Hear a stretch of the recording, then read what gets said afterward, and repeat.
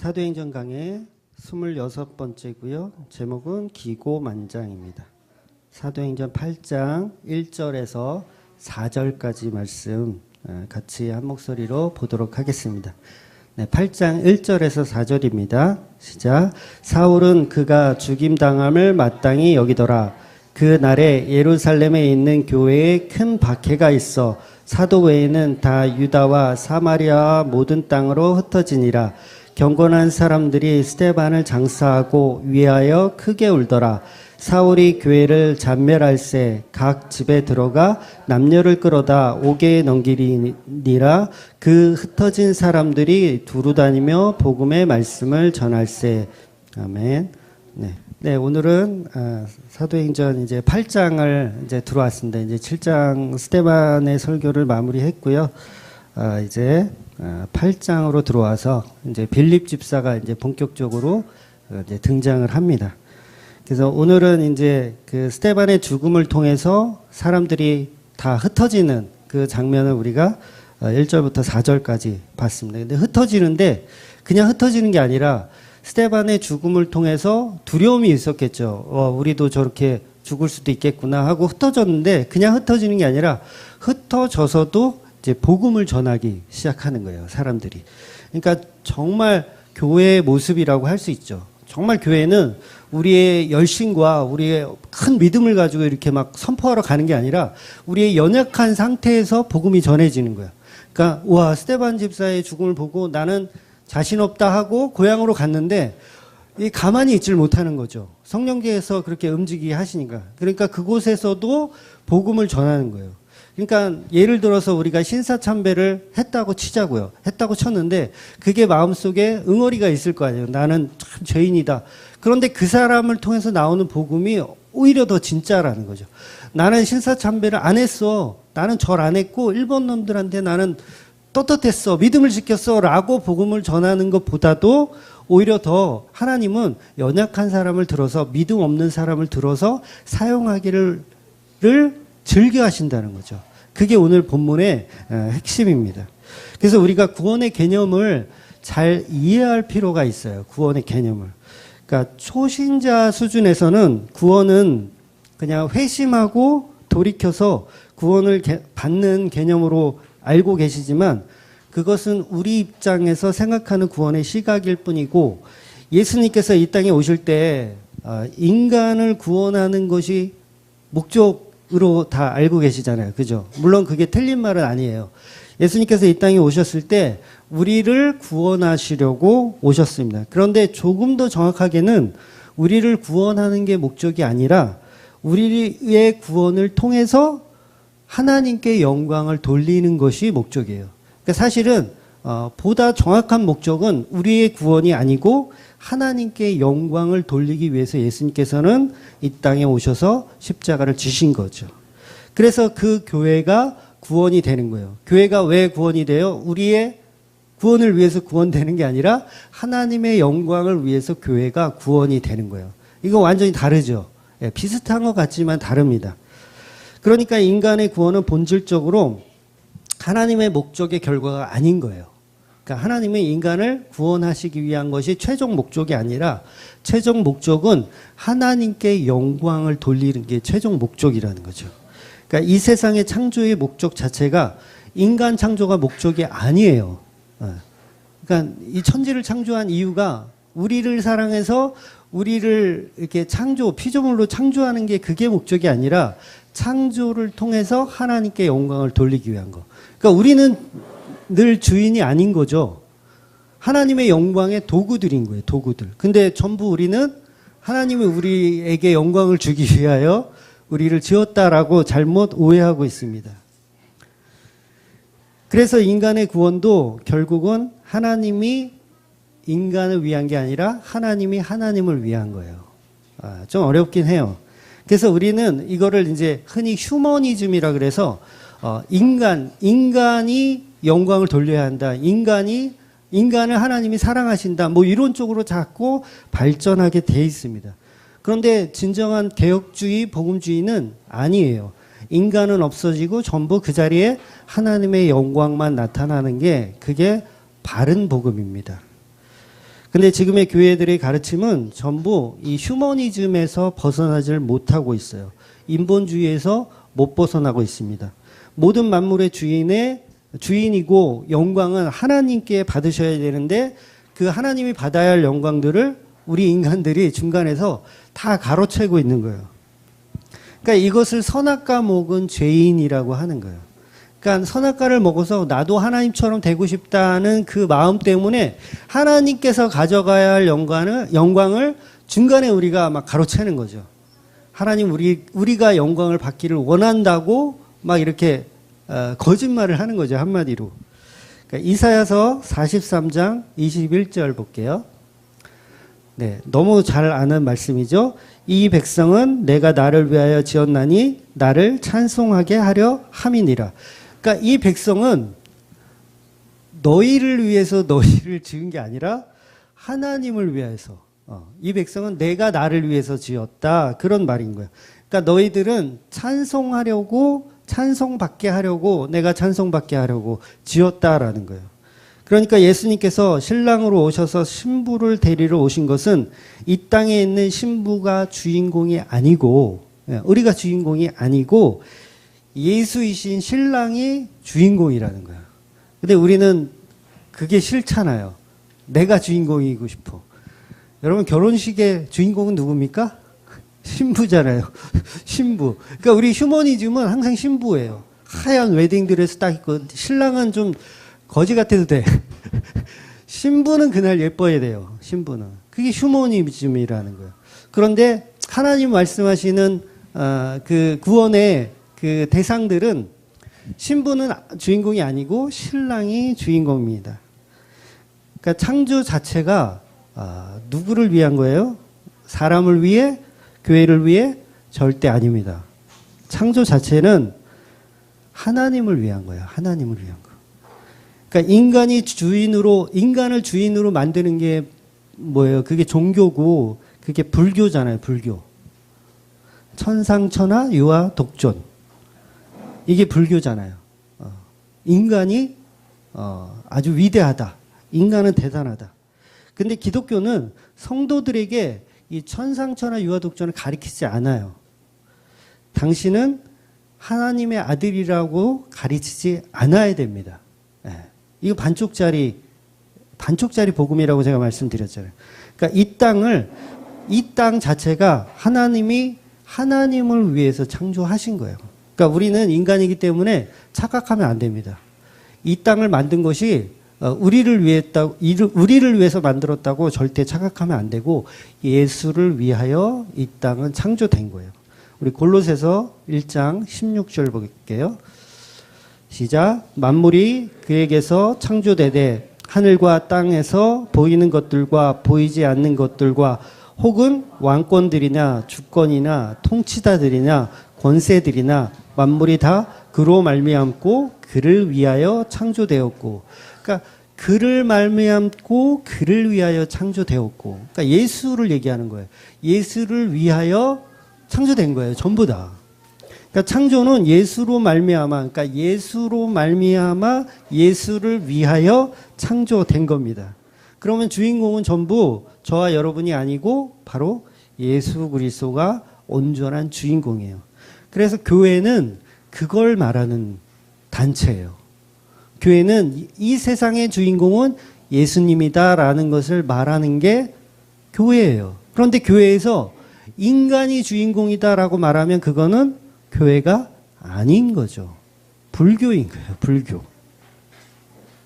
그런데 우리는 날마다 교회에 모여가지고 이 땅의 주인공을 우리로 보고 천국에 가는 주인공까지도 나라고 생각하잖아요. 우리는 천국의 주인공이다. 이 땅의 주인공이다. 거기까지는 그래도 봐줄 만한데 천국에 가서도 천국에서도 자기가 주인공이래요. 그것을 성경은 우상숭배라고 얘기하고 있거든요. 세상의 모든 종교가 바로 이 인본주의라는 이 속에 해당되어 있습니다. 기독교만이 유일한 신본주의를 갖고 있어요. 예수만이 주인이시다. 하나님만이 주인이시다. 근데 우리는 조금만 성경에서 눈을 떼면 이 종교에서 벗어나질 못해요. 잠깐만 놔두면 전부 인본주의로 갑니다. 이건 어쩔 수 없어요. 저도 마찬가지고 여러분도 아마 마찬가지일 거예요. 신본주의 알아요. 말씀을 통해서 우리가 너무 잘 알고 있지만 조금만 풀어주면 바로 인본주의로 갑니다. 나는 왕, 나는 왕, 나는 왕자다. 막 이런 거 주일학교부터 가르치잖아요. 네. 여러분 그거 아세요? 주일학교 표가 뭐 나는 왕, 나는 왕, 나는 왕자다. 하나님이 도피성을 만들어 주시면 결국 그게 인간을 위한 겁니까? 도피성을 만들었어요. 인간을 위한 거예요? 그냥 문자적으로 보면 인간을 위한 것처럼 보이지만 도피성이 말하고 싶은 게 뭐예요? 예수 그리스도를 말하고 싶은 거잖아요. 그러면 인간을 위한 도피성은 없는 거예요. 전부 다 예수 그리스도를 위해서 도피성을 만든 거죠. 광야에서 만나가 내려요. 그 만나 뭐라 그랬어요? 예수님의 살과 피라 그랬죠. 그러면 그 만나가 우리를 위해서 존재하는 거예요? 아니잖아요. 예수님을 표현하는 거예요. 반석에서 물이 나와요. 여러분 보고 시원하게 마시고 광야 생활 잘 하라고 주신 겁니까? 아니잖아요. 예수 그리스도를 설명하기 위한 도구들이잖아요. 그럼 우리가 그거를 보면서 와, 하나님은 우리를 사랑하시는구나. 우리에게 만나도 주시고 뭐도 주시고 이렇게 하는 거는 아주 초신자적인 반응이라는 거죠. 아, 저 만나가 예수 그리스도를 주인공으로 말하고 있구나. 아, 저 도피성이 예수 그리스도를 주인공으로 말하고 있구나 라고 보는 게 성도의 자리라는 거죠. 근데 전부 도피성, 만나, 반석의 생물, 생수, 전부 예수를 위하여 예수의 그림자로 나오는 것인데 우리가 성령을 못 받고 말씀을 잘 모르니까 그 모든 사건들을 가지고 나를 투영하는 거예요. 나 자신을. 하나님이 나를 위해서 존재한다. 하나님 나를 위해서 만나를 내려주시는 분이고 나를 위해서 도피성을 만들어주시는 분이고 나를 위해서 반석의 생수를 나게 하시는 분이구나라고 접근하는 거예요. 이 접근 방식이 뭐예요? 이게 인본주의라는 거예요. 휴머니즘이라는 거예요. 그러니까 조금 더 쉽게 설명을 드리면 우리가 여기 모여서 예배할 때 보통 그래요. 성령이여 오시옵소서. 우리 예배 가운데 오시옵소서. 우리 예배를 받아 주시옵소서. 이렇게 우리가 찬양하고 기도를 해요. 보통은. 근데 실제 교회가 모여서 성령을 기다리는 그 모양새가 그게 맞습니까? 네, 반대죠. 교회를 예수님께서 모으신 거예요. 그러니까 예수님이 모아서 우리를 성령 받게 하시는 거지 우리가 모였으니 이제 성령 오시옵소서 이거는 잘못된 거라는 거죠.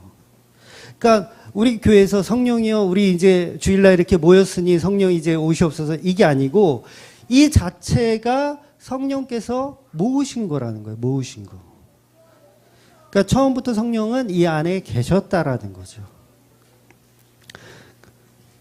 그러니까 예수가 계신 곳에 우리가 모인 것이지 우리 모인 가운데 예수가 오신 개념이 아니라는 거예요. 근데 우리는 마치 우리의 힘과 노력으로 교회를 일구고 만들어 놓았으니 이제 하나님이 임재하소서라는 개념으로 가면 반쪽짜리 복음이라는 거죠. 우리는 구원의 목적을 인간에게 두지만 우리는 내가 구원받는 게 중요하잖아요. 뭐가 중요해요, 여러분? 내가 구원받는 게 중요하잖아요. 우리 구원받는 게 얼마나 중요합니까? 근데 진짜 성도는요, 내 구원 상관없어요. 내 구원 상관없어요. 오직 예수 그리스도가 영광을 받기를 원하는 삶이 바로 성도의 삶이라는 거죠. 저와 여러분은 반드시 이 수준까지 가기를 원합니다. 여기까지 가셔야 그냥 나를 위한 종교 생활을 하는 게 아니라 정말 복음을 아는 거예요. 정말 복음 생활을 하는 겁니다. 신천지가요, 아무리 논리적으로 뛰어나도 굉장히 논리적으로 뛰어난 것 같아요. 제가 뭐 자세히 공부해 보진 않았지만 논리적으로 뛰어나니까 사람들이 그렇게 가잖아요. 뭐 15만, 20만 뭐 넘었다고 그러더라고요. 보면 교회에서 정말 오래 헌신 봉사했던 분들이 다 글로 빠지는 경우가 많더라고요. 그럼 뭐예요? 그러면 논리적으로 좀 잘한다는 얘기예요. 논리적으로. 근데 결국 그 논리가 뭐냐면 그 논리가 결국은 나예요. 나. 휴머니즘에서 벗어나 있질 않아요. 그러니까 14만 4천 명 안에 들어가자. 이게 그들의 논리잖아요. 그들의 논리. 그러니까 남들은 못 가도 나는 가자. 남들은 구원 못 받아도 내 가족은 구원 못 받아도 나는 어떻게든 구원 받자. 이게 14만 4천 안에 들어가자는 논리잖아요. 그러면 이 논리 자체가 이미 틀린 거예요. 그러니까 복음은 어떤 거냐면 나는 구원을 받지 못하더라도 하나님께 영광을 돌릴 수 있는 자가 성도라는 거죠. 그러면 교회에 앉아서 하나님의 영광을 위한 것이 아니라 내 구원, 우리의 구원 이것을 목적으로 두고 있는 것들은 다 가짜라고 보시면 돼요. 다 가짜입니다. 그러니까 신천지는 여기서 빠져나올 수가 없는 거죠. 이 방법이 틀렸기 때문에 아무리 논리적이라도 이미 그것은 틀린 곳이라는 거죠. 근데 교회들도 신천지의 시스템을 점점 따라가려고 그래요. 왜? 부흥되니까. 그러니까 이만희 씨가 진짜 구세주라 하더라도 그 방식은 지금 틀린 거죠. 틀린 거예요. 예수님이 신천지 몸으로 지금 뭐 보혜사 성령으로 오셨다고 해도 그 방식은 예수님 방식이 아닌 거예요. 왜? 인간의 구원을 위한 목적이 아니니까. 예수님은 처음부터 끝까지 하나님의 영광을 위해서 사역을 하신 거지 인간을 구원하기 위해서 사역하신 게 아니라는 거죠.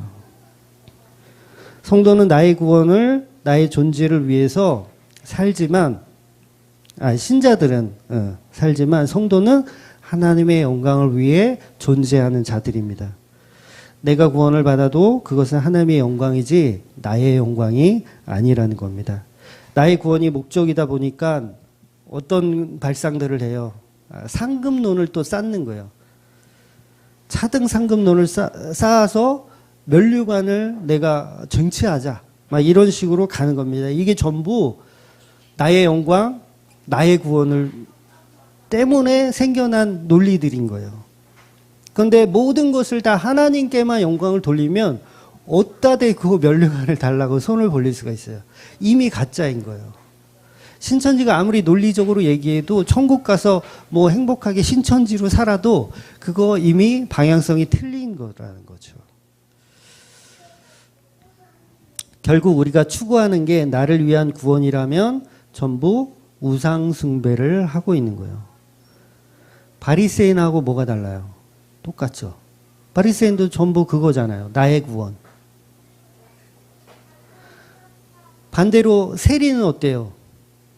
나는 구원받을 자격이 없습니다로 가잖아요. 그러니까 하나님께 영광 돌리는 게 목적이지 나의 구원이 목적이 아닌 거예요. 세리는. 그러니까 구원의 이유와 목적은 전부 하나님께 영광을 돌리는 게 그게 진짜 성도라는 거죠. 인간을 위한 구원은 처음부터 없습니다. 네, 처음부터 없었어요. 그래서 인간은 그냥 하나님을 찬양하는 자로 지어진 겁니다. 여러분이 구원을 받아서 천국 가면 여러분 뭐 할 것 같으세요? 천국 가서 뭐 하는지 아세요? 찬양해요. 찬양만 하는 거예요. 거기서 내가 뭐 영광 받고 뭐 이게 면류관 쓰고 왕 노릇하고 이거 잘못된 사고와 사상이에요. 찬양하는 거예요. 찬양이 뭐예요? 나는 피조물입니다. 나는 하나님의 종입니다. 그러니까 찬양하는 거 아니에요. 그런 찬양만 하는 곳이라고요. 천국은. 내가 왕이 되어서 내가 떵떵거리고 사는 곳이 아니라 나는 찬양하는 자로 천국에 사는 거예요. 내가 이 땅에서 나의 구원을 위해 얼마나 많은 노력을 했는지 서로 우리는 간증하고 다니잖아요. 이 땅에서 우리가 구원을 위해서 얼마나 노력했는지 서로 간증해. 그런 이야기 천국 가서도 하실 것 같아요? 내가 이 땅에서 내가 얼마나 예배를 잘 드렸는지, 내가 얼마나 교회를 열심히 섬겼는지, 이거 성도들끼리 모여가지고 막 서로 자랑할까요? 이거 이미 지옥인 거예요, 그러면. 자랑할 것이 아무것도 없어요. 모든 영광을 하나님께 돌리는 거예요. 그게 천국의 자리고 성도가 있는 교회의 모습도 동일합니다. 여기서 자기 잘나는 척을 하고 자기의 어떤 뽐내기 위한 그런 장소가 아니라는 거죠. 모든 포커스는 전부 예수의 영광을 위하여 맞춰져 있습니다. 그래서 성경을 그 진리로 보셔야 됩니다. 그러니까 인본주의라는 이단 같은 데에 빠지시면 절대로 안 돼요. 그러니까 뭐 이단들이 많지만 그 중에서 가장 무서운 이단, 그리고 가장 널리 퍼져 있는 이단이 바로 인본주의라는 이단이에요. 내가 왕이 되는 거. 예수를 제쳐두고 내가 왕이 되는 거. 그러니까 복음주의 안에서도 있습니다. 많아요. 네, 잘 분별하셔야 됩니다. 구원은 정확히 어떤 거냐면 흙이라고 하는 흑암과 공허의 상태로 죽어서 하나님의 형상인 예수라는 빛으로 우리가 다시 지어지는 거예요. 재창조되어지는 거예요. 그러니까 다시 흙의 존재가 되는 거죠. 티끌이고 먼지인 존재가 되어서 재창조되는 게 바로 구원입니다. 그러니까 회개하고 돌이키는 개념 아닌 거예요. 네. 구원은 온전히 티끌로 먼지로 죽었다가 다시 만드는 거예요. 그러니까 만들었는데, 하나님 만들었는데 이게 범죄하였어. 그러면 야 정신 차려. 넌 그렇게 위해서 지은 게 아니야. 이렇게 가르치고 이렇게 해가지고 다시 구원시키는 게 아니라 다시 다 어떻게 해요? 티끌로 부셔버리는 거예요. 다 부셔버리고 다시 짓는 거예요. 다시 짓는. 이 재창조 개념이에요. 구원은 이런 개념이라고요. 그러니까 여기에 토를 달 수가 없는 거죠. 저 사람은 왜 지옥 가요? 라고 얘기할 수가 없는 거예요. 전부 다 티끌로 먼지로 다시 만들어서 재창조하는 개념이기 때문에 그래요. 그러니까 그게 은혜인 거죠. 그러니까 회개하고 돌이키는 개념이 사실은 아닌 거예요. 그거는 불교에서 얘기하는 방식입니다. 기독교는 그렇게 얘기하지 않아요. 완전히 죽은 상태에서 다시 창조를 하는 거예요. 그러니까 우리가 완전하다라고 착각을 하니까 뭐예요? 돌이키고 회개하면 구원받는다라고 착각하는 거예요. 그게 구원파예요, 여러분. 복음주의 안에서도 구원파하고 복음하고 이렇게 헷갈리시는 분들이 가끔 질문을 이렇게 하시거든요. 완전히 다릅니다. 구원파는 완전한 이단이고요. 우리 복음주의는 전혀 다른 내용을 가지고 있어요. 구원파는 한마디로 돌이키고 회개한다. 돌이키고 회개한다. 그리고 하나님의 자녀가 됐으니 우리는 죄가 없다. 이렇게 보는 거예요. 전혀 다른 겁니다. 그러니까 몇 시 몇 초 언제 예수 믿었냐고 그런 질문을 하는 거예요. 아니요. 몇 시 몇 초에 예수 믿는 게 아니고요. 우리는 죽은 거예요. 죽은 거. 완전히 흙이고 티끌의 상태로 간 겁니다. 그래서 예수님한테 니고데모가 찾아와서 질문하잖아요. 어떻게 해야 우리가 구원을 받냐고 질문하니까 예수님께서 뭐라 그래요? 너 다시 태어나야 돼. 너 거듭나야 돼. 엄마 뱃속에 들어갔다가 다시 태어납니까? 막 이렇게 질문하잖아요. 네, 맞아요. 다시 태어나는 거예요. 죽었다가 다시 태어나는 거. 그게 구원인 거예요.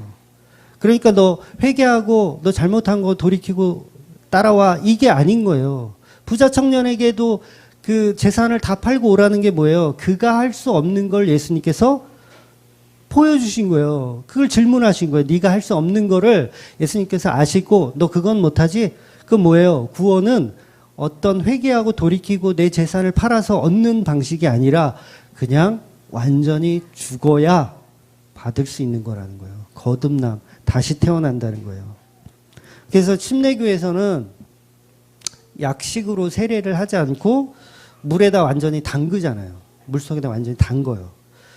어떤 아는 우리 교회 그 목사님네는 아예 그냥 바닷가를 가시더라고요. 바닷가를 가셔서 그 파도 치는 바다에 그냥 집어넣다 꺼내시더라고요.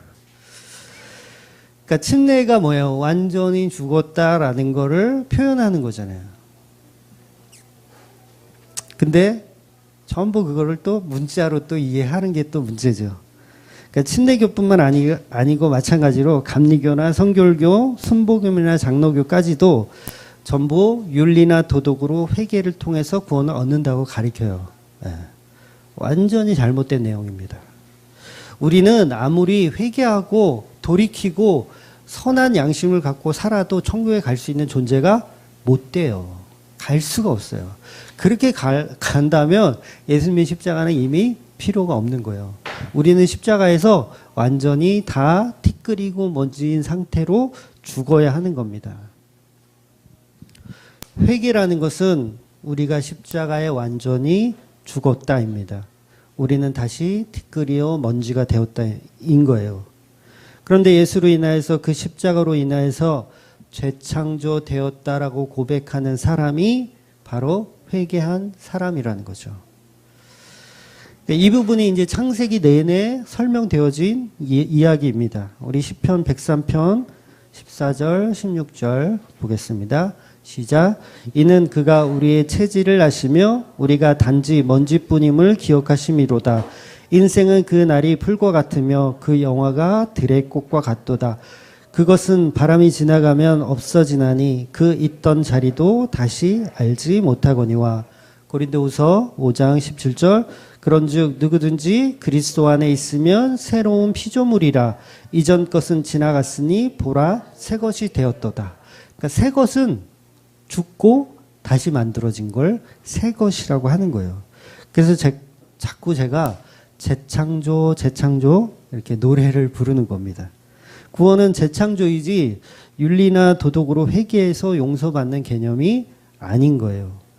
그러니까 지옥 가는 사람들이 불쌍한 게 아니고 그냥 먼지인 자리로 당연히 가는 겁니다. 불쌍한 게 아니에요. 당연히 그 자리로 가는 겁니다. 그러니까 우리는 안 가는 게 아니고 우리도 가는 거예요. 우리도 먼지와 티끌의 자리로 가는 겁니다. 그렇게 갔는데 예수님의 십자가로 인해서 다시 만들어지는 게 바로 성도인 거예요. 그러니까 창세기 내내 그 말씀을 설명하고 있어요. 그러니까 거기에 있는 인간의 가치가 눈꼽만큼도 없죠. 내가 회심하고 회개해서 내가 참회해서 내가 반성해서 이게 뭐예요? 전부 종교예요. 종교. 스님들이 맨날 하는 게 이거잖아요. 참회하고 참선하고 회개하고 누구한테 해 끼친 거 있으면 반성하고 또 고해하고 막 이런 게 스님들이 하는 거잖아요. 근데 기독교 안에서도 그것을 추구한단 말이에요. 그 다 인간의 노력이잖아요. 인간의 노력. 참회와 참선이 인간의 노력입니다. 그 인간의 노력으로는 구원이 없는 거예요. 그러니까 저와 여러분도 우리 주맘교회도 이 종교에서 빠져나오셔야 돼요. 종교에서 빠져나와야 돼요.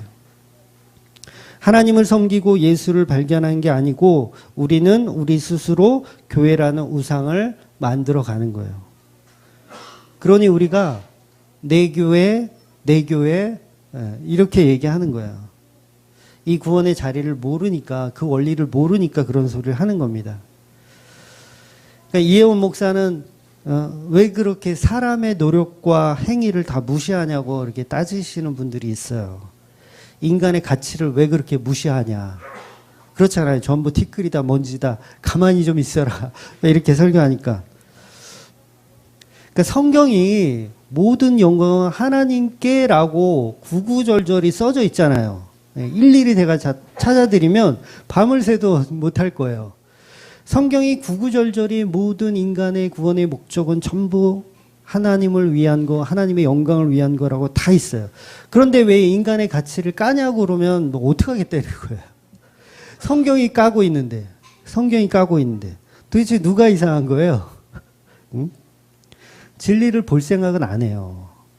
인간의 가치를 드높이고 싶은 거죠. 하나님이 사람을 통해서 이래요. 그건 뭐 틀린 말은 아닙니다. 천국을 침노하는 자들의 것이래요. 네, 맞아요. 틀린 말은 아니에요. 그런데 그것을 인간의 열심과 노력과 수고하는 것, 그것을 하나님이 기뻐하신다라고 말하지 않는다는 거예요. 성경은 분명 모든 인간은 하나님의 영광에 이르지 못한다고 분명히 기록하고 있습니다. 그렇게 정의하고 있어요. 모든 인간은 하나님의 영광에 이르지 못한다. 그럼에도 불구하고 인간은 인간의 가치를 높여서 하나님께 영광을 돌린다고 으름장을 놔요. 내가 뭔가 잘했어, 상 받으면 하나님께 영광을 돌리겠습니다 라고 얘기해요. 이게 뭐예요? 이게 이미 틀린 거예요. 그건 전부 선악과 먹은 인간이라는 것을 스스로 증명하고 있는 셈일 뿐입니다. 로마서 3장 23절 모든 사람이 죄를 범하였음에 하나님의 영광에 이르지 못하더니 하나님은 신구약 성경 모두에서 인간의 열심으로 만들어 놓은 제사를 안 받는다고 반복적으로 점층적으로 말씀하고 있어요. 인간이 노력한 수고의 결과물 어떤 제사든 하나님 안 받으신대요. 계속해서 우리는 우리가 만들어 놓은 가치들로 하나님을 예배하려고 하죠. 이게 인간의 본성은 거기서 빠져나오지 못해요. 가인의 피땀 눈물의 제사를 우리는 계속 들고 오려고 노력을 하고 그리고 노아의 후손들의 했었던 그 바벨탑을 쌓아서 영광을 돌리려고 하는 거예요. 하나님이 싫어하는 10가지 우상들을 만들어서 또 그거를 하나님이라고 착각하면서 하나님께 영광을 돌렸다고 우리는 스스로를 만족시키죠. 그것을 예배라고 포장합니다. 우리에겐 예수 그리스도의 십자가 말고는 아무 가치가 없다는 걸 여전히 모르고 있는 거죠. 그럼 교회에서 가장 가치 있는 예수 십자가 말고는 없다고 얘기하는 게 맞잖아요. 교인이 평생 한두 명밖에 없어요. 목사가 목회를 하는데. 그런데 그곳에서 예수 그리스도의 십자가를 선포하는 곳이라면 그것은 교회인 거예요. 그런데 수천 명이 모여있지만 인간의 가치와 비전을 내놓고 인간의 피땀 눈물을 가져와서 하나님께 영광을 돌리자라고 말하는 곳이라면 그곳에 수만 명이 모여 있어도 그것은 교회가 아닌 거예요. 그래서 하나님이 쓰시는 자들은 비전 없고 믿음 없고 쓸데없는 자들을 하나님께서 사용하시는 거예요. 모세도 그랬어요. 모세가 무슨 비전이 있어요? 가라는데 애굽으로 가라는데 도대체 가기 싫은 거야. 비전이 없다는 얘기죠. 가기 싫어요. 못 가요. 저는 그럴 만한 능력도 없고 믿음도 없고 아무것도 없어요. 안 가요. 때를 쓰는 거예요. 우리의 그 용사 기드온 아시죠? 기드온. 양털 가죽으로 하나님을 테스트하는 인간이에요. 하나님 나보러 뭘 좀 하라는데 도대체 하나님 맞아요? 이거 확신을 저한테 주세요. 양털 가죽으로 이슬이 맺히나 안 맺히나 요거 테스트하는 양반이 기드온인 거예요. 전쟁하던 분도 아니고 용사도 아니에요. 그냥 농사 짓던 분이세요. 이 기드온은. 비전 없어요. 믿음 없어요. 그런 인간들을 데려다가 하나님이 쓰시는 거예요. 그러니까 인간들이 비전을 품는 순간 이미 하나님은 쓰기가 싫어지시는 거예요. 사울이 그랬잖아요. 사울이. 지 잘난 맛에 기고만장하니까 하나님 버리시는 거예요. 성경 어디에도 인간의 가치를 전부 묵살시키는 내용들 밖에는 없습니다. 그냥 인간의 가치는 다 묵살당하고 십자가만 덩그러니 남는 것이 그것이 교회입니다. 그 밑에 우리들은 그냥 무기력하게 아무런 비전과 꿈도 없이 그냥 그 십자가를 바라보고 있는 자들이 바로 성도의 자리라는 거예요. 우리는 앞이 보이지 않는 비전이 없음을 들고 믿음으로 가는 사람이에요. 비전이 있으면 그거 믿음 아니잖아요. 하나님이 저한테 꿈에 나타나서 10년 후에 너는 1000명의 성도를 거느릴 목사가 될 거야 라고 비전을 심어주시면 그거 믿음 아니잖아요. 그게 무슨 믿음이에요. 점쟁이 찾아가서 야 너는 46살에 이제 대박이 날 거야. 그러면 그게 무슨 믿음이에요. 히브리서 11장 1절 믿음은 바라는 것들의 실상이요 보이지 않는 것들의 증거니라. 보이지 않는 걸 믿는 게 믿음이라는 거죠. 다 보여주고 다 확인시켜주면 그건 믿음이 아니라는 거예요. 그러니까 우리에게 비전과 꿈이 있으면 그건 믿음이 아니라는 거죠. 비전이 없고 꿈도 없어요. 능력도 없어요. 그런데 하나님을 따라가는 게 그게 성도의 자리라는 거예요. 예수님께서 십자가를 지고 가시면서 우리를 따르라고 한 말은 여러분도 그 스데반처럼 이렇게 베드로처럼 십자가에 이렇게 거꾸로 달려서 뭐 처형당하라는 그런 말이 아니에요. 잘 이해하고 들어오세요. 예수님께서 너희도 각각 너희 십자가를 지고 나를 따르라. 이 말이 너네들 다 십자가 지고 순교해라. 이 말이 아니라고요. 그러니까 우리는 흙으로 돌아가야 할 그런 존재들이다. 십자가의 길만이 바른 길이다. 예수 그리스도의 십자가만이 구원의 길이다라는 것을 설명하는 것이고 예수 그리스도만이 유일한 진리이고 생명이라는 걸 말씀하시는 거지 예수님이 당한 고초를 여러분도 똑같이 수고와 노력으로 견디라는 얘기가 아니에요. 그러니까 흔히 우리가 뭐 미자립 교회 목사님들이 특히 그런데 뭐 선교사님도 그렇고 금전적으로 이렇게 어려우니까 금전적으로 어렵고 막 박해받고 막 이러면 전부 뭐라고 얘기하냐면 이건 나한테 해당된 십자가를 지고 내가 지금 가는 중이야 라고 얘기하잖아요. 그 말 아니라고요. 그런 표현 아니라고요. 예수님이 하신 말씀은. 그러니까 우리의 어떤 아픔, 고통 뭐 이런 거를 다 십자가라고 포장해버려요. 이것도 휴머니즘이에요. 십자가는 그것이 진리라는 것을 설명하는 것이지 너희도 나처럼 고초당하고 개고생하고 뭐 이렇게 뺨 맞고 뭐 이런 삶을 살라는 게 아닌 거예요. 십자가 지라는 말은 그 말이 아니고 그거는 이제 불교에서 말하는 방식이에요. 고행해라, 참선해라 뭐 이런 거를 우리는 또 십자가라고 다 연결시키잖아요. 우린 답을 못 찾는 거예요. 도대체 그 진리가 뭔지 답을 못 찾아요. 십자가를 지라는 말은 불교에서 말하는 고행이 아니고 어떤 108번뇌 뭐 이런 거 아세요? 108번뇌 불교에서 말하는 거 뭐 100일 기도 같은 게 아니에요. 십자가를 지라니까 전부 교회에 앉아서 108번뇌 하고 있어. 100일 기도하고 1000일 기도하고 예수님이 그런 얘기로 십자가를 지라는 게 아니에요. 그 십자가만이 유일한 진리라는 것을 선포한 거죠. 근데 우리는 지난주에 말씀드린 대로 반쪽짜리 복음밖에 없다 보니까 계속 그것을 추구합니다. 불교에서 추구하는 십자가 지고 가는 그런 것들을 우리도 계속 추구하고 있는 거예요. 십자가의 제물에는 관심도 없고 인자에는 관심도 없고 하나님의 아들 되신 거에만 관심이 있어요. 그러니까 우리 찬양도 그런 찬양 있잖아요. 옛날에 많이 불렀는데 나를 사랑하는 주님 나를 위해 죽으시고 전부 나예요. 나 목적이 나야. 예수가 죽은 건 나를 위해서 죽은 거야. 아니요. 너를 위해서 죽인 게 아니고 하나님의 영광을 위해서 죽으신 거예요. 그러니까 겟세마네 동산에서 기도할 때 예수님이 그러잖아요. 이 잔을 내게서 거두어 주옵소서. 그러나 내 뜻대로 마옵시고 하나님 뜻대로 하옵소서. 이게 뭐예요? 하나님의 영광을 위해서 죽는 거예요. 내가 저 자빠져 자고 있는 새끼들을 위해서 내가 십자가에 죽어야 되니? 이게 아니라 하나님의 영광을 위해서 죽는 거예요. 예수님은.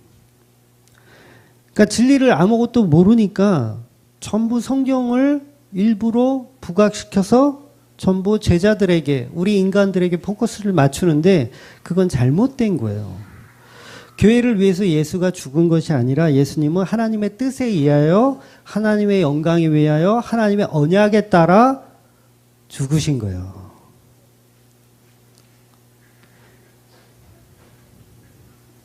그리고 그 죽으신 그 다음이 이제 교회 사랑인 거예요. 신부 사랑인 거예요. 그러니까 순서가 바뀌어 있잖아요, 우리는. 하나님 우리를 먼저 사랑하시고 그 다음에 영광이다. 아니요. 하나님의 영광이 최우선이었던 거예요. 그러니까 우리가 성경을 전부 아들 된 자, 나. 양자 된 자, 나. 하나님의 양자 된 자. 요것으로 이렇게 집약시켜서 성경을 해석하기를 원해요. 그러니까 하나님은 나를 사랑하신다. 물론 그게 틀린 말은 아니에요. 그게 제가 지금 그걸 부정하는 게 아니라 틀린 말은 아니지만 성경에서 말하는 하나님의 아들은 오직 예수 그리스도 한 분밖에 없습니다. 여러분 우리가 그걸 착각하면 안 돼요. 우리는 다 흙이고 재창조된 성도예요. 예수님도 피조물입니까? 예수님도 흙의 상태로 갔다가 창조된 예수님이에요? 아니잖아요. 예수님이 달라요. 우리하고 달라요. 하나님의 아들은 오직 예수 그리스도밖에 없는 거예요. 우리는 피조물입니다. 피조물. 자꾸 우리가 하나님처럼 되려고 하는 것, 예수처럼 되려고 하는 것, 하나님의 아들 되려고 하는 것, 전부 선악과 먹은 죄인의 모습에서나 발견할 수 있는 거예요. 계속해서 우리가 신의 아들이라고 주장을 해요. 말로는 그렇게 안 하지만 전부 신의 아들이야. 교회 가보면 전부 신의 아들만 다 앉아 있어. 우리는 신의 아들이고 아버지가 우리를 구원하러 오셨다. 전부 이렇게 보는 거죠. 그 아들이 죽으면서까지 우리를 구원하셨다. 예수님 우리 형이고 우리는 작은 아들이다. 그런데 성경은 그것을 전부 부정하고 따라오라는 거예요. 그게 십자가 지라는 겁니다. 그거 부인하라고. 너 하나님의 아들이야? 너 아니야. 그거 부인하고 십자가 지고 따라와 이거야. 그러니까 우리는 왕의 아들이다. 창조자 하나님의 아들이다. 여러분이 하나님 아들입니까? 하나님의 아들이에요? 또 이러면 또 이제 또 생각이 달라지지. 그 조현병 아시죠? 조현병. 조현병 환자들도 아니고 왜들 그런지 모르겠어요. 전에 그 조현병 앓고 있는 분을 제가 알고 계신 분이 있는데, 그분은 좀 어떤 조현병이 있냐면 본인이 하나님의 딸이래요. 하나님 딸이래요. 실제로 남자분인데 하나님 딸이래. 그래서 하나님 딸이기 때문에 하여튼 그렇게 정말 믿고 있어요. 조현병인 거죠. 그러니까 뼛속까지 자기는 하나님의 딸이라고 믿고 있어요. 그러니까 예수님은 자기 오빠래요. 조현병이죠. 100% 조현병이에요. 그래서 병원에 가시라고 제가 얘기를 했는데 병원에 가도 의사들이 자기 말을 안 믿어준대요. 심한 거죠. 보세요. 근데 교회 안에서 전부 자기들이 하나님의 아들이래요. 이 조현병 환자하고 뭐가 다르냐고요. 똑같죠.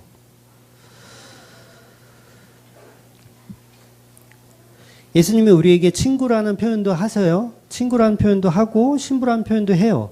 성경은 실제로 우리를 하나님의 아들이라는 표현도 실제로 하고 있어요. 그런 것 때문에 이제 부각이 되는 건데 그게 얼마나 은혜입니까? 그게 은혜예요.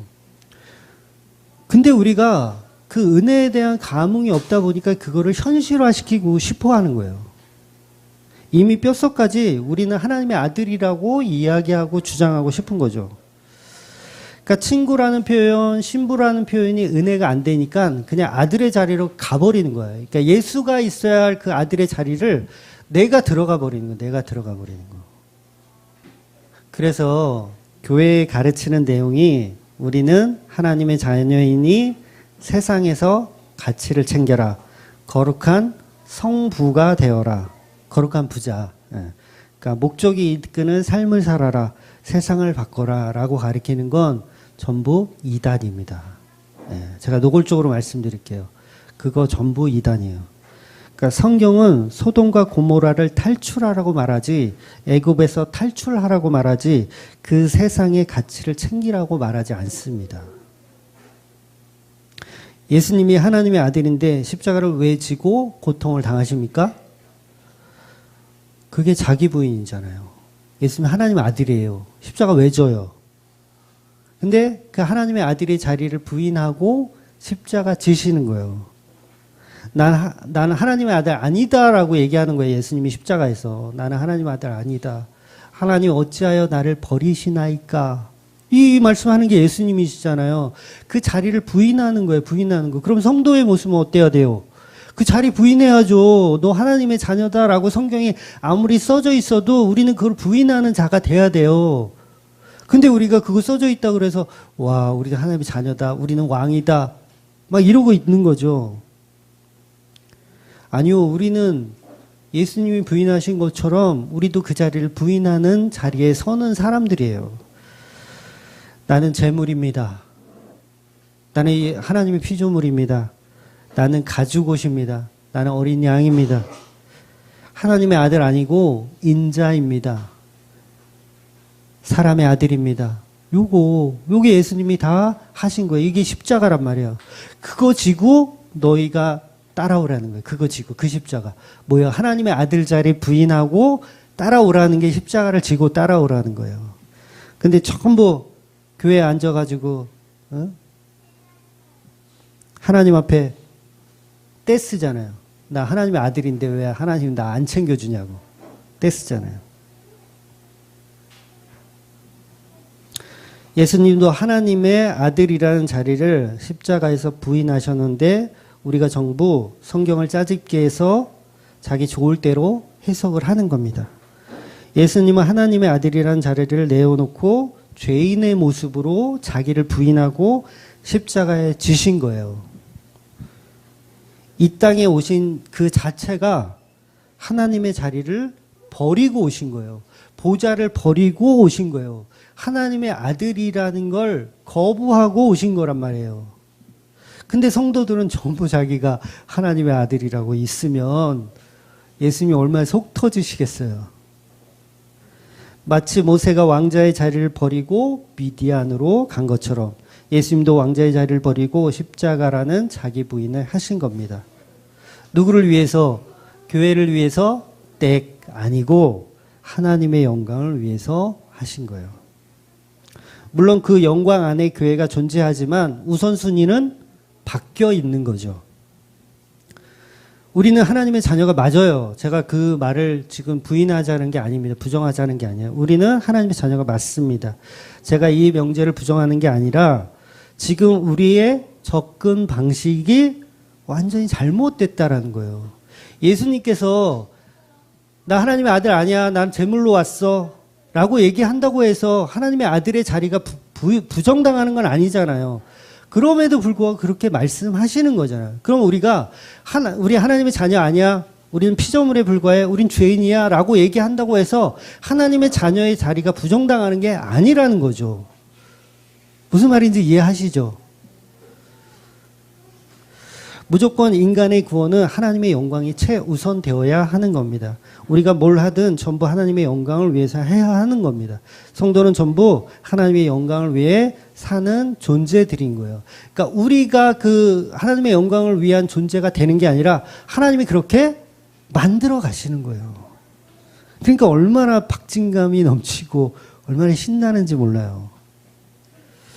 그냥 인간은 전부 하나님의 영광의 자리로 사는 사람들이에요. 우리의 노력과 수고가 아니라 하나님이 그렇게 만들어 가시는 겁니다. 고린도전서 10장 31절 그런즉 너희가 먹든지 마시든지 무엇을 하든지 다 하나님의 영광을 위하여 하라. 그럼 우리가 구원받아서 하나님의 자녀로 살아가는 모습은 무엇입니까? 우리가 계속해서 그 십자가를 지고 간다는 것은 어떤 모습이 맞냐고요. 그러니까 우리는 죄인이고 십자가가 아니면 흙이고 먼지인 상태로 있어야 한다는 걸 고백하는 자가 바로 십자가를 지는 거예요. 그러니까 예수 없이는 한순간도 못 사는 자들이 바로 성도라는 거죠. 이걸 모르면서 우리가 어떻게 하나님의 자녀라는 얘기를 하냐고요. 네, 하나님 자녀 맞아요. 틀린 얘기는 아니에요. 하나님 자녀이지만 하나님의 자녀라고 말할 수가 없는 거예요. 돌아온 탕자가 나 우리 아버지 아들이라고 말할 수가 없는 거예요. 저는 죄인입니다. 죄인이라고 고백한다고 해서 그 아들 된 자리가 부정당하는 건 아니잖아요. 바로 이렇게 우리 입으로 우리가 하나님의 아들이라고 떠드는 자들이 바로 기고만장한 사람들이라는 거예요. 우리가 오후에 출애굽기를 보고 있지만 출애굽기 4장 22절에 이런 말씀이 있습니다. 혹시 말씀 있나요? 4장 22절? 출애굽기 없나요? 네, 제가 읽어드릴게요. 출애굽기 4장 22절.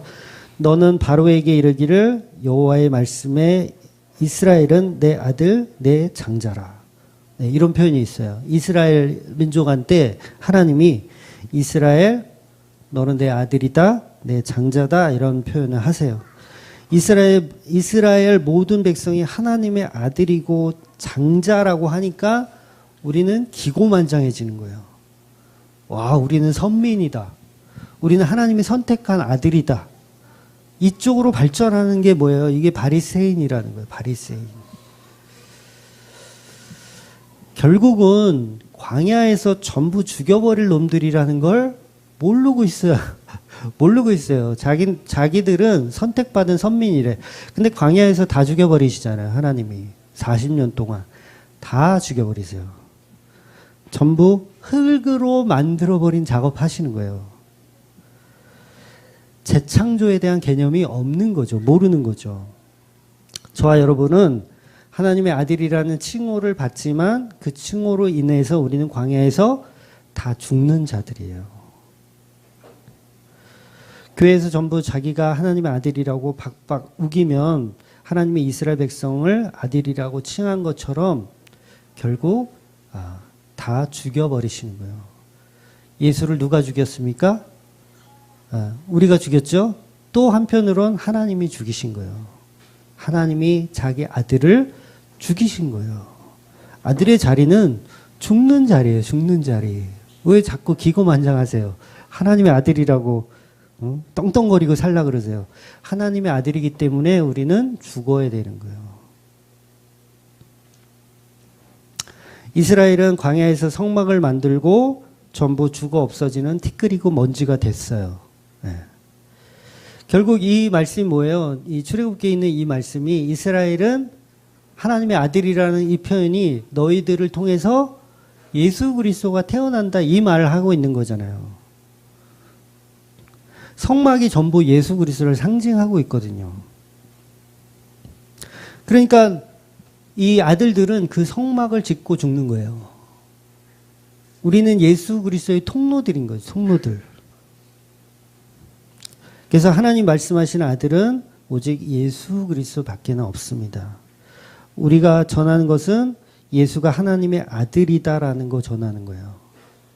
내가 하나님의 아들이다 이거 전하는 게 아니라 전도할 때 그러죠. 하나님 믿으면은 하나님이 우리를 자녀 삼아 주셔서 얼마나 행복하게 잘 사는지 몰라. 이게 복음 아니고요. 예수 그리스도가 하나님의 아들이다. 요거 전하는 게 복음이라는 거예요. 거기에는 내가 없어요.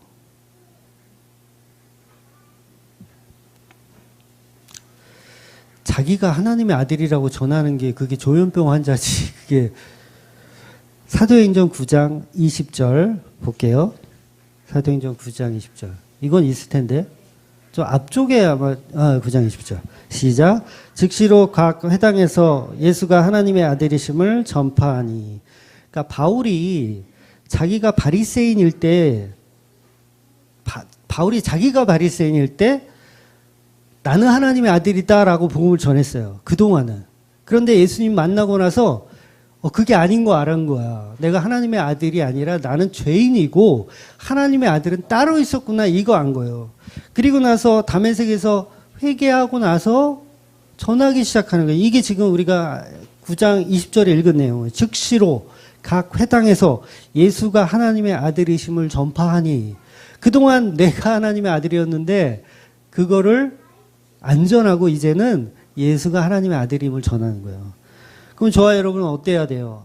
나는 죄인이구나. 나 하나님의 아들 아니구나. 나는 죄인이고 하나님의 아들은 예수님이구나. 그거 전하는 게 복음 전하는 겁니다.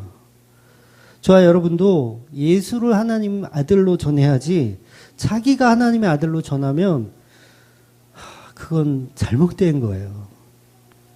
마가복음은 또 이렇게 시작해요. 마가복음이 어떻게 시작하나 볼게요. 시작. 하나님의 아들 예수 그리스도의 복음의 시작이라. 하나님의 아들 예수. 하나님의 아들 나가 아니고 하나님의 아들 예수의 복음의 시작이다. 복음은 그렇게 시작하는 거예요. 예수가 하나님의 아들이다라는 걸 시작하는 게 복음입니다. 근데 교회에서 전부 내가 하나님의 아들이라고 전하잖아요. 하나님이 예수님의 탄생을 애굽에게 말씀하셨으면 애굽이 하나님의 아들이 되는 거예요. 이스라엘에게 예수님이 태어나기 때문에 거기를 하나님의 아들이라고 표현한 것 뿐입니다. 그러니까 주인은 진짜 아들은 예수님인 거예요. 예수님. 마귀가 시험할 때 예수님 시험할 때 그 전제 조건이 뭔지 아세요? 네가 하나님의 아들이거든. 이거예요. 그 여러분한테 물어볼게요. 마귀가 너 하나님의 자녀냐? 라고 얘기하면 그렇지, 나는 하나님의 자녀지. 이거 뭐예요? 이미 넘어간 거예요. 예수님 뭐예요? 네가 하나님의 아들이거든 이 돌을 들어 떡으로 만들어라 이거예요. 네가 하나님의 아들이거든. 그럼 예수님은 나 하나님 아들 맞는데 내가 돌 들어 떡을 만들까? 이거 아니잖아요. 부인한 거예요. 나 하나님의 아들 아니야. 난 재물이야. 나는 어린 양이야. 나는 가지고시야. 이거 말씀하셨단 말이에요, 예수님이. 근데 우리는 교회에 앉아서 네, 제가 하나님의 아들 맞습니다. 제가 축복받은 사람입니다. 이러고 있잖아요. 그 얼마나 지금 복음이 왜곡되어 있냐고요. 네, 보여지니까 한번 읽을게요. 3절, 4장 3절. 시험하는 자가 예수께 나와 이르되 내가 만일 하나님의 아들이거든 명하여 이 돌들을 떡이 되게 하라. 또 6절에 그 성전 꼭대기에 세워놓고 또 말씀하십니다. 이르되 내가 만일 하나님의 아들이거든 뛰어내리라. 조건이 그거예요. 네가 하나님의 아들이거든. 이게 시험이란 말이에요. 그럼 우리한테 계속 그러잖아요. 마귀가 네가 하나님의 아들이거든. 네, 우리가 하나님의 아들이죠. 네. 질문할 수도 없어요. 마귀가 문제도 안 냈는데 얘는 이미 땡탈락이네. 문제도 안 냈어. 그냥 성도한테 네가 하나님의 자녀이거든. 그 다음에 떡 얘기를 해야 되는데 네, 제가 자녀 맞습니다. 이미 탈락이야. 이미 우리는 낙제 점수를 받고 신앙생활을 하고 있는 겁니다. 그래서 마귀의 시험은 예수님만 통과하는 게 맞아요. 우리는 안 되는 거예요. 그래서 우리는 마귀의 시험을 받을 자격조차 없는 존재라는 걸 성경이 우리한테 말해주고 있는 거예요. 맨날 무슨 마귀와 싸워서 이겨야 한다고 얘기를 하지만 한글도 모르는 사람한테 문제 내는 거하고 똑같아요. 네. 마귀도 어이없어요 할 거예요 지금. 예수님은 스스로가 본인이 하나님의 아들이라는 사실을 부인하시고 십자가에 달려 죽으신 겁니다. 그래서 마귀의 시험을 이기신 것은 바로 십자가의 죽으심이에요. 저와 여러분은 죽었다 깨어나도 안 돼요. 이 말씀을 계속 묵상하고 듣지 않는 이상은 계속 우리는 종노릇 하는 거예요. 마귀의 종노릇 하는 거예요. 여전히 우리는 십자가 안 지고 우리는 하나님의 아들 역할만 하겠다는 거예요. 그러니까 너희들의 각자 십자가를 지고 따라오라는 그 말은 너를 부인하라 그 말이에요. 너 하나님의 자녀야? 너 구원받았어? 그거 부인하고 따라와 그 말인 거예요. 우리는 그 시험에 통과할 인간이 아무도 없습니다. 오직 예수님만 통과할 수 있습니다. 그러니 우리는 못하니까 그 십자가만 졸졸졸졸 따라가는 거예요. 십자가만. 그게 성도입니다. 왜 우린 이미 유혹에 넘어간 자들이고 넘어갈 자들이고 이미 음란을 저지른 자들이고 신부가 될 수 없는 고멜과 같은 사람이고 결혼 상대자로 부적합한 신부들이에요. 여러분 저와 여러분 다 똑같습니다. 부적합한 며느리들이에요. 구원받기에 부적합한. 그런데 예수 그리스도의 십자가로 그게 가능하게 된 거예요. 그래서 저와 여러분 오직 그 십자가 은혜로 살려주시는 겁니다. 그러니까 자꾸 우리가 교회에서 하나님의 아들이라고 사기치지 마세요. 네. 우리는 그냥 자격 없는 며느리에 불과합니다. 이제 오늘 본문 8장으로 넘어왔습니다. 스데반 집사가 순교를 하고 스데반 집사가 순교를 한다는 것은 스데반 집사가 믿음이 좋아서가 아니에요. 여러분 잘 이해하세요? 스데반 집사가 믿음이 좋아서가 아니고 성령께서 그렇게 하신 겁니다. 그러니까 저와 여러분도 믿음을 지켜내고 순교하겠다라고 가면 잘못 보는 거예요. 성경을. 내 의가 계속 드러나는 거죠. 순교뿐만 아니고 모든 업적이 다 마찬가지입니다. 우리가 집사가 되고 장로가 되고 목사나 선교사가 되어도 다 마찬가지예요. 모든 것은 주가 하셨다. 주님이 하셨다. 라는 고백을 하는 사람이 진짜라는 거죠. 지난주에 말씀드린 대로 스데반의 순교 사건을 인해서 로마 시민권을 가진 바울이 그 바울은 이제 여기 지금 사도행전은 사울이라고 표기하는데 사울은 히브리식 발음이고요. 그 다음에 바울은 로마식 발음이에요. 그래서 어떤 분들은 사울이 계명을 해서 뭐 바울이 됐다 막 이렇게 설명하신 분도 계신데 아닙니다. 그냥 발음이 다른 거예요. 표기 로마식 표기. 그래서 로마를 등에 업은 바리새인 출신인 이 사울이 이제 기독교를 대대적으로 공식적으로 박해하는 내용이에요. 그래서 본문 3절 보면 사울이 교회를 잔멸할세 각 집에 들어가 남녀를 끌어다가 옥에 넘기니라. 그러니까 당시 바울은 바리새인이면서 사내들인 공회원이었을 가능성이 굉장히 큽니다. 그래서 사내들인 공회원은 그 당시에 이제 국회의원들, 지금의 이제 국회의원들 같은 건데 거기에는 뭐 바리새인 출신, 사두개인 출신 막 여러 사람들이 이제 이스라엘의 그 대표하는 사람들을 뽑은 거예요. 약 70여 명으로 구성된 사내들은 공회원입니다. 그래서 민수기에 보면 이제 70인 장로라는 게 나오거든요. 70인 장로에서 이제 모티브를 받아가지고 유래되어서 사내들인 공회원들이 70여 명으로 구성되어 있어요. 그래서 7장에 보면 스데반이 설교 중에 애굽으로 들어간 야곱의 가족을 75명이라고 언급을 해요. 실제로 출애굽기 1장 5절에는 애굽으로 들어간 가족의 숫자가 70명이라고 기록하고 있거든요. 그래서 5명 차이가 나잖아요. 그래서 제가 어떻게 설명드렸냐면 요셉의 식구들은 제외했을 거다라고 제가 설명을 드렸어요. 근데 70인역 번역본에는 75명으로 번역을 해놨다고 하더라고요. 그러니까 스데반이 70인역을 공부해서 75명을 말했을 수도 있지만 공회원들을 향해서 맞춤형 설교를 했다고 봐도 틀린 말이 아닙니다. 그래서 공회원들 숫자가 제사장들을 포함해서 75명으로 보는 견해도 있어요. 그러니까 뭐 이건 중요한 것은 아니고 아무튼 사도 바울은 이 사내들의원 공회원이면서 바리새인이고 로마의 시민권을 가지고 있는 사법권을 행사할 수 있는 아주 막강한 권력을 가진 사람이 이제 박해를 시작하는 거예요. 그래서 사도 바울이 공회원들의 권력을 등에 업고 기독교를 박해하러 다닙니다. 그러니까 다메섹까지 이제 쫓아와서 전부 잡아다가 족치려고 이제 바울이 이제 사역을 쓸데없는 사역을 시작을 하는 거죠. 한마디로 바울은 아직 나쁜 성도예요. 아직 복음을 깨닫지 못한 나쁜 성도.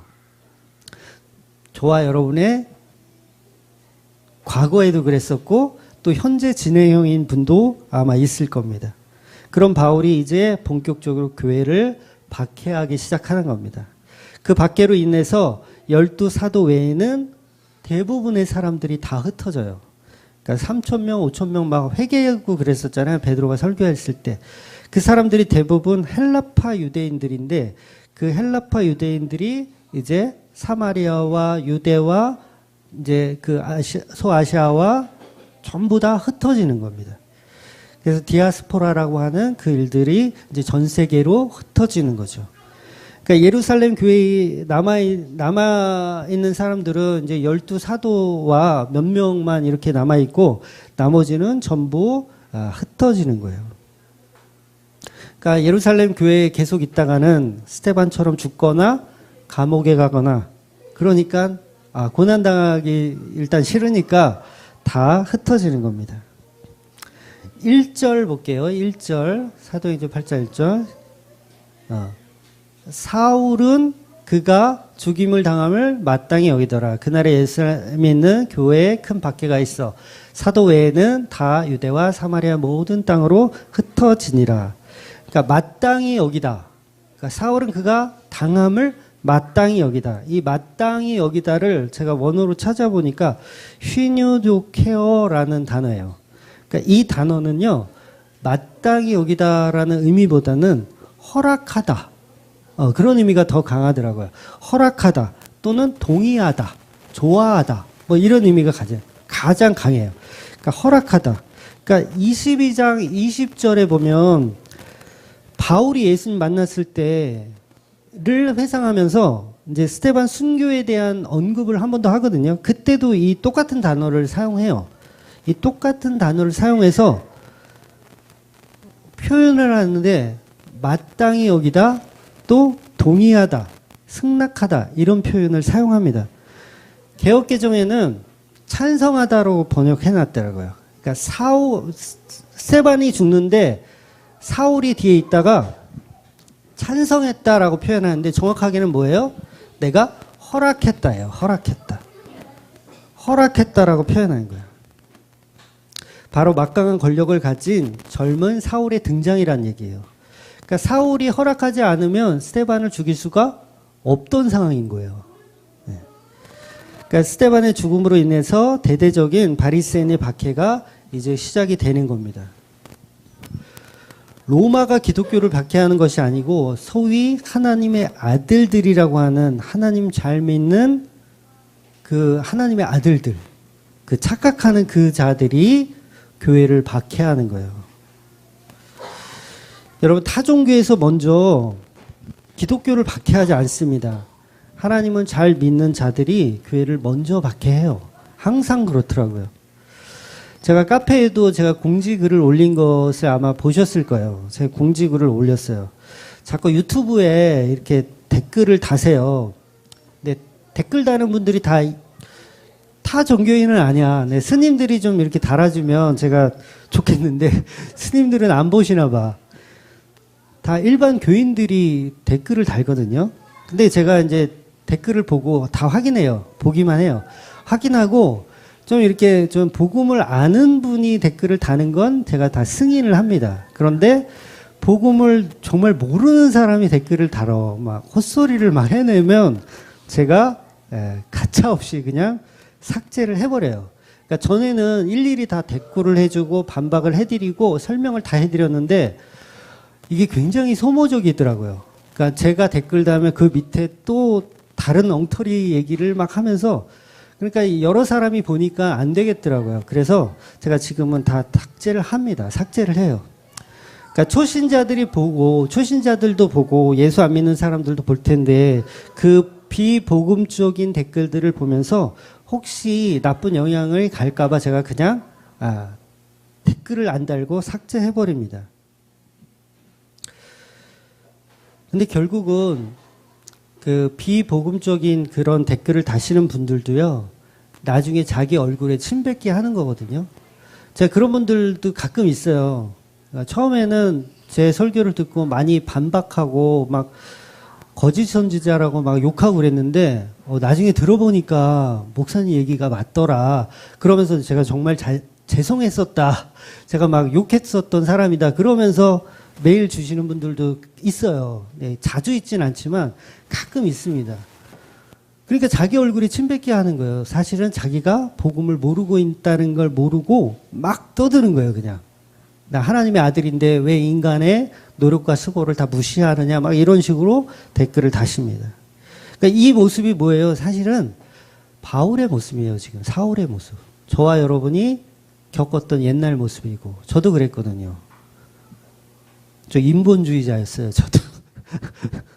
왜 사람의 수고와 노력을 왜 무시하냐. 네. 나중에 바울이 개종하고 나서 로마의 황제의 그 숭배 사상을 반기를 들었을 때 로마가 박해를 시작하는 것이고 지금은 이제 하나님을 잘 믿는다고 하는 그 사람들이 기독교를 박해를 하고 있는 겁니다. 그러니까 그동안은 유대인들의 사형권이 없어서 제대로 된 박해를 못했는데 사울의 등장으로 인해서 얼마든지 죽일 수 있다는 것을 스데반을 통해서 본보기로 보여준 겁니다. 기독교의 박해가 시작되었고 헬라파 그리스도인들은 자기 고향으로 돌아가서 복음을 전하게 되는 겁니다. 그러니 보세요. 너희가 예루살렘과 온 유대와 사마리아 땅끝까지 이르러 복음을 전하라고 하신 그 말씀은 누구의 열심이냐고요. 하나님의 열심이었던 거예요, 결국은. 그러니까 얘네들이래. 예루살렘에 모여가지고 사마리아와 땅끝까지 이르러 복음을 전하라고 한 그 예수님의 말씀을 알잖아요. 아는데 거기 있는 거예요, 그냥. 여기가 좋사오니, 와, 우리 교회 하면서 있는 거예요. 그러니까 예수님께서 스데반의 죽음을 통해서 이들을 해산시키는 거예요. 해산시키는 거야. 야, 예루살렘과 땅끝까지 이르러 복음 전해라고 해산시킨 거야. 그러니까 결국은 이 복음도 하나님의 열심으로 하나님이 하신 거예요. 안 하려고 하는 성도들 데려다가 하나님이 강제로 시키시는 거예요. 하나님이 스데반의 순교를 시켜서 하나님의 열심으로 그 일을 하나님이 해내시는 겁니다. 그래서 하나님은 우리의 꿈과 비전 상관없이 일하시는 거예요. 그러니까 예루살렘 교회에 비전이 있어요? 없어요. 없어야 돼요. 네. 바울 무슨 비전이 있어요? 비전 없어요. 베드로 무슨 비전이 있어? 틈만 나면 고기 잡으러 가려고 그러고 비전이 없어요. 저도 불과 6년 전만 해도 6년 전, 7년 전만 해도 제가 이렇게 설교하고 있을 거라는 건 상상도 해본 적이 없어요. 한 번도 저는 상상해 본 적 없어요.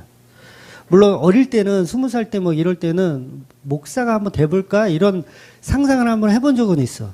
근데 최근에는 없었거든요. 한 번도 없었거든요. 미리 알았다면 얼마나 기고만장했을까요? 네. 교회에 성공하는 법, 네. 그런 책이 있어요. 서점에 가면 교회에 성공하는 법, 목회 성공하는 법. 제가 교회 개척하고 2014년도에 교회 개척하고 한 10권을 샀어요. 제가 서점에서. 네. 비전 없었어요. 아니, 처음부터 제가 뭐 알고 시작한 게 아니에요. 그냥 끌려가는 거. 부흥하는 법 열심히 공부해서 내가 부흥시키자. 알았으면 더 기고만장해졌을 거예요. 모르니까 가는 거예요. 근데 믿음도 비전도 전혀 없는 그런 사람을 데려다가 쓰시는 게 하나님의 스타일이더라고요. 이제 다음 주부터는 이제 빌립 집사가 이제 본격적으로 등장을 합니다. 그래서 사마리아와 땅끝까지 이르러 내 복음을 증거된다는 그 자리에 사도가 들어가는 게 아니라 일개 집사가 그 일을 감당해내요. 집사가 무슨 비전이 있었겠어요? 예수님과 동고동락도 안 했는데 아무런 꿈도 없었고 아무런 비전도 없어요. 그런데 그 비전과 꿈이 있는 사도들을 데려다 쓰는 게 아니라 아무것도 없는 그런 집사, 교회에서 봉사나 하고 이렇게 밥이나 퍼주던 그 빌립 집사를 데려다가 사마리아로 보내서 거기서 성령 받게 해서 복음을 전하게 하는 거예요. 어쩜 목사라는 타이틀이 있는 사람보다 아무것도 없는 여러분들이 하나님이 더 귀히 쓰시는 사람이라는 겁니다. 복음을 바로 배우시는 게 가장 중요해요. 하나님이 이끄시는 대로 움직이는 그런 성도가 되시는 게 가장 중요합니다. 목사고 집사고 뭐 장로고 이거 하나도 필요가 없어요. 하나님 앞에는 그런 게 필요가 없어요. 네. 모든 성도가 동일하게 하나님의 도구로 사용되어집니다. 거기에 우리의 기고만장을 내려놓고 오직 하나님의 일하심대로 그냥 자기를 부인하고 내가 하나님의 아들임을 부인하고 십자가를 지는 그 자리로 가는 저와 여러분 되시기를 주의 이름으로 축원드립니다. 아멘. 기도하겠습니다.